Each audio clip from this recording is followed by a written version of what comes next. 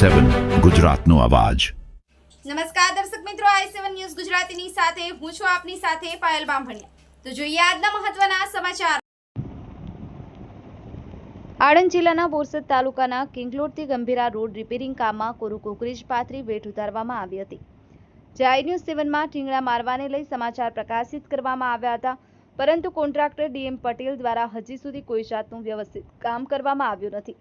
સમગ્ર વાત કરવામાં આવે તો આણંદ જિલ્લાના બોરસદ તાલુકાના કિંગલોડથી ગંભીરા રોડના કામમાં ડીએમ પટેલ નામના ભ્રષ્ટાચારી કોન્ટ્રાક્ટરની ઘોર બેદરકારી અને મનમાની।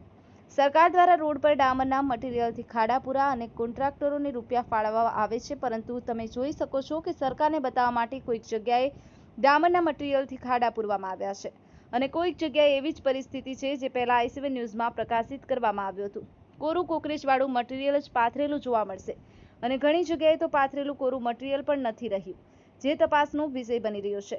ડીએમ પટેલ નામના કોન્ટ્રાક્ટર દ્વારા આ કામ કરવામાં આવ્યું છે, જે રાહદારીઓને અને બાઇક ચાલકોને અવરજવર કરવામાં મુશ્કેલી પડી રહી છે। કોઈ આવા કોકરેજવાળા કોરા મટીરીયલમાં રાત્રિ દરમિયાન કોઈ બાઇક ચાલક સ્લીપ મારે અને તેનો જીવ જાય તો તેનો જવાબદાર કોણ? અરે આટલા ભયંકર અકસ્માત સર્જાય છે, પરંતુ હજુ સુધી અધિકારીઓ અને ભ્રષ્ટાચારીઓ કોન્ટ્રાક્ટરો તેમની મનમાની કરી રહ્યા છે।